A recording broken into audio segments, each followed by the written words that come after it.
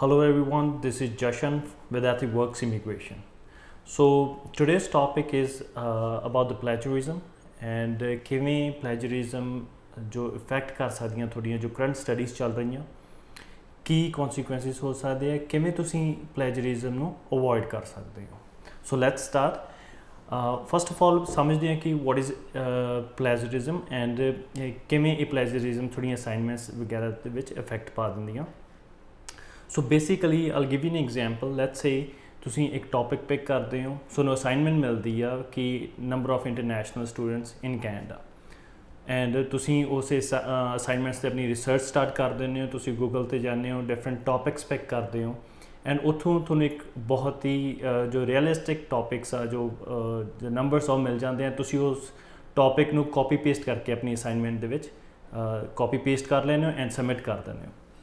ਸੋ ਇਸ ਨੂੰ plagiarism consider ਕੀਤਾ ਜਾਂਦਾ ਕਿਉਂਕਿ ਜੋ ਐਕਚੁਅਲ ਰਿਸੋਰਸ ਆ ਜੋ ਇਨਫੋਰਮੇਸ਼ਨ ਦਾ ਉਹ ਤੁਹਾਡਾ ਨਹੀਂ ਹੈਗਾ, ਤੁਸੀਂ ਨਹੀਂ ਉਹ ਪ੍ਰੋਵਾਈਡ ਕੀਤਾ ਜਾਂ ਕ੍ਰੀਏਟ ਨਹੀਂ ਕੀਤੀ ਉਹ ਇਨਫੋਰਮੇਸ਼ਨ, ਉਹ ਕਿਸੇ ਆਥਰ ਨੇ ਜਾਂ ਕਿਸੇ ਵੈਬਸਾਈਟ ਨੇ ਕ੍ਰੀਏਟ ਕੀਤੀ ਹੋਈ ਹੈ ਆਪਣੀ ਰਿਸਰਚ ਕਰਕੇ, ਜਿਹਦੇ ਕਰਕੇ ਉਹ ਕਿਸੇ ਹੋਰ ਦੀ ਇਨਫੋਰਮੇਸ਼ਨ ਆ, ਤੁਸੀਂ ਉਸ ਨੂੰ ਯੂਜ਼ ਕਰ ਲਿਆ ਐਂਡ ਤੁਸੀਂ ਦੱਸਿਆ ਨਹੀਂ ਕਿ ਉਹ ਤੁਹਾਡੀ ਇਨਫੋਰਮੇਸ਼ਨ ਆ ਜਾਂ ਕਿਸੇ ਹੋਰ ਦੀ ਇਨਫੋਰਮੇਸ਼ਨ ਤੁਸੀਂ ਯੂਜ਼ ਕੀਤੀ ਆ।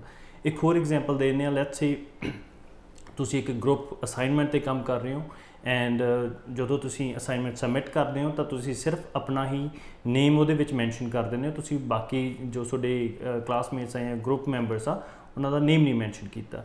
ਸੋ ਜੋ ਕੋਰ ਆਈਡੀਆ ਇਹਦਾ ਮਤਲਬ ਇਹ ਹੈ ਕਿ ਜੋ ਪਲੈਜਰਿਜ਼ਮ ਆ ਬੇਸਿਕਲੀ ਉਹ ਤੁਹਾਡਾ ਕ੍ਰੀਏਟਿਡ ਕੀਤਾ ਹੋਇਆ ਵਰਕ ਨਹੀਂ ਹੈਗਾ, ਉਹ ਕਿਸੇ ਹੋਰ ਦਾ ਕੰਟਰੀਬਿਊਸ਼ਨ ਆ ਉਹਦੇ ਵਿੱਚ, ਬਟ ਤੁਸੀਂ ਉਸ ਦੀ ਕ੍ਰੈਡੀਬਿਲਿਟੀ ਲੈ ਰਹੇ ਹੋ। ਸੋ ਇਸ ਤਰ੍ਹਾਂ ਪਲੈਜਰਿਜ਼ਮਸ ਜਨਰੇਟ ਹੁੰਦੀਆਂ। ਬਹੁਤ ਵਾਰ ਸਟੂਡੈਂਟਸ ਨੂੰ ਪਤਾ ਵੀ ਨਹੀਂ ਚੱਲਦਾ ਕਿ ਉਹ ਪਲੈਜਰਿਜ਼ਮ ਕਰ ਰਹੇ ਆ। ਸੋ ਤੁਸੀਂ ਇਹਨਾਂ ਦੇ ਕੌਨਸੀਕੁਐਂਸਿਸ ਕੀ ਹੋ ਸਕਦੇ ਆ। ਲੈਟਸ ਸੇ ਸੋ ਜਾਂ ਤਾਂ ਤੁਹਾਡੀ ਅਸਾਈਨਮੈਂਟਸ ਜੇ ਤੁਸੀਂ ਫੜੇ ਜਾਂਦੇ ਹੋ ਤਾਂ ਤੁਹਾਡੀ ਜੋ ਅਸਾਈਨਮੈਂਟਸ ਆ ਉਹ ਓਬਵੀਅਸਲੀ ਉਹਨਾਂ ਦੇ ਮਾਰਕਸ ਜੋ ਆ ਉਹ ਡਿਡਕਟ ਕਰ ਦਿੱਤੇ ਜਾਣਗੇ, ਇੱਕ ਵਾਰਨਿੰਗ ਦਿੱਤੀ ਜਾਊਗੀ ਤੁਹਾਨੂੰ। ਹੋ ਸਕਦਾ ਤੁਹਾਡਾ ਇੰਸਟੀਟਿਊਟ ਤੁਹਾਨੂੰ ਵਾਰਨਿੰਗ ਵੀ ਨਾ ਦੇਣ ਜਾਂ ਪਹਿਲੇ ਹੀ ਪਲੈਜਰਿਜ਼ਮ ਕੇਸ ਦੇ ਉੱਪਰ ਤੁਹਾਡੇ ਸਸਪੈਂਸ਼ਨ ਲਾ ਦੇਣ ਤੁਹਾਡੇ ਕੋਰਸ ਦੇ ਉੱਤੇ। ਐਂਡ ਆਲਸੋ ਕੁਝ ਸਟੂਡੈਂਟਸ ਦੇ ਨਾਲ ਇਹ ਵੀ ਹੁੰਦਾ ਕਿ ਉਹਨਾਂ ਨੂੰ ਜੋ ਸਮੈਸਟਰ ਆ ਜੋ ਉਹਨਾਂ ਦਾ ਇੱਕ ਸਮੈਸਟਰ ਦੇ ਉੱਤੇ ਸਸਪੈਂਸ਼ਨ ਲੱਗ ਜਾਂਦੀ ਆ ਐਂਡ ਉਹਨਾਂ ਨੂੰ ਜੋ ਸਮੈਸਟਰ ਆ ਉਹ ਰਿਪੀਟ ਕਰਨਾ ਪੈਂਦਾ। ਸੋ ਸਟੂਡੈਂਟਸ ਇਸ ਪਲੈਜਰਿਜ਼ਮ ਤੋਂ ਸਮਝੋ ਐਂਡ ਲੈਟਸ ਸੀ ਕਿ how we can avoid these things. So basically ਜਦੋਂ ਤੁਸੀਂ ਕੋਈ ਵੀ ਇੱਕ ਪੈਰਾਗ੍ਰਾਫ ਜਾਂ ਕੋਈ ਵੀ ਇਨਫੋਰਮੇਸ਼ਨ ਤੁਸੀਂ ਕਾਪੀ ਕਰਕੇ ਆਪਣੀ ਅਸਾਈਨਮੈਂਟਸ ਜਾਂ ਫਿਰ ਜਿੱਥੇ ਵੀ ਤੁਸੀਂ ਜੋ ਟੌਪਿਕਸ ਮਿਲੇ ਉੱਥੇ ਪੇਸਟ ਕਰਦੇ ਹੋ ਤਾਂ ਟਰਾਈ ਕਰੋ ਰੈਦਰ ਦੈਨ ਕਾਪਿੰਗ ਐਂਡ ਪੇਸਟਿੰਗ, ਤੁਸੀਂ ਉਸ ਨੂੰ ਸਮਝੋ ਐਂਡ ਪੈਰਾਫਰੇਜ਼ ਕਰਕੇ ਆਪਣੀ ਖੁਦ ਦੀ ਇੱਕ ਆਈਡੀਆ ਨਾਲ ਇਨਫੋਰਮੇਸ਼ਨ ਨੂੰ ਪ੍ਰੋਵਾਈਡ ਕਰੋ।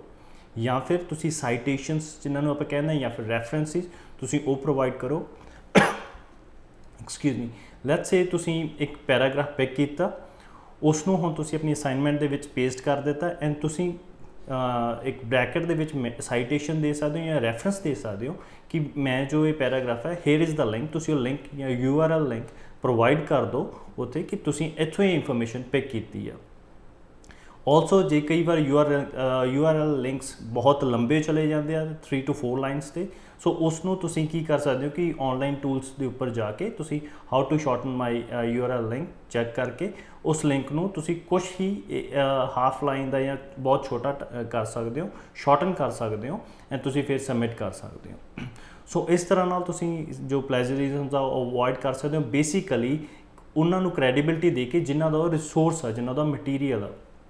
ਆਲਸੋ ਤੁਸੀਂ ਹਮੇਸ਼ਾ ਇੱਕ ਵਾਰ ਚੈੱਕ ਕਰੋ ਆਪਣੇ ਇੰਸਟਰਕਟਰਸ ਨਾਲ ਜਾਂ ਇੰਸਟੀਟਿਊਟ ਨਾਲ ਕਿ ਕੀ ਉਹ ਤੁਹਾਨੂੰ ਸਾਈਟੇਸ਼ਨਸ ਜਾਂ ਰੈਫਰੈਂਸਿਸ ਜਿਵੇਂ ਮੈਂ ਮੈਂਸ਼ਨ ਕੀਤਾ ਕਿ ਤੁਸੀਂ URL ਲਿੰਕ ਸ਼ੇਅਰ ਕਰ ਦਿਓ ਜਿਹੜੀ ਵੈਬਸਾਈਟ ਤੋਂ ਤੁਸੀਂ ਇਨਫੋਰਮੇਸ਼ਨ ਪਿਕ ਕੀਤੀ ਆ ਉਹ ਅਲਾਉ ਕਰ ਰਹੇ ਆ ਜਾਂ ਨਹੀਂ। ਜੇ ਉਹ ਨਹੀਂ ਕਰ ਰਹੇ ਤਾਂ ਤੁਸੀਂ ਫਿਰ ਇਸ ਲਿੰਕ ਨੂੰ ਪ੍ਰੋਵਾਈਡ ਨਾ ਕਰੋ, ਹੋਰ ਤਰੀਕੇ ਦੇਖੋ ਕਿ ਬੇਸਿਕਲੀ ਪੈਰਾਫਰੇਜ਼ ਕਰੋ ਬੇਸਿਕਲੀ, ਤਾਂ ਕਿ ਤੁਹਾਡੇ ਕੋਈ ਮਾਰਕਸ ਡਿਡਕਸ਼ਨ ਜਾਂ ਤੁਹਾਨੂੰ ਕੋਈ ਹੋਰ ਚੈਲੰਜਸ ਨਾ ਆਉਣ। ਬਟ ਆਪਣੇ ਇੰਸਟੀਟਿਊਟ ਆਪਣੇ ਇੰਸਟਰਕਟਰਸ ਨਾਲ ਬਹੁਤ ਕਲੀਅਰਲੀ ਡਿਸਕਸ ਕਰੋ ਕਿ ਕਿਸ ਚੀਜ਼ ਨੂੰ ਤੁਸੀਂ ਪਲੈਜਰਿਜ਼ਮ ਕੰਸੀਡਰ ਕਰਦੇ ਹੋ, ਕਿ ਕਿਹੜੀਆਂ ਚੀਜ਼ਾਂ ਤੁਹਾਨੂੰ ਅਲਾਉਡ ਹੈ ਇਹ ਚੀਜ਼ਾਂ ਕਰਨ ਦੇ ਲਈ, ਤਾਂ ਕਿ ਤੁਸੀਂ ਕੋਈ ਵੀ ਜੋ ਚੈਲੰਜਿੰਗ ਹੈ ਜਾਂ ਕੌਨਸੀਕੁਐਂਸਿਸ ਆ ਉਹਨਾਂ ਨੂੰ ਅਵੋਇਡ ਕਰ ਸਕੋ।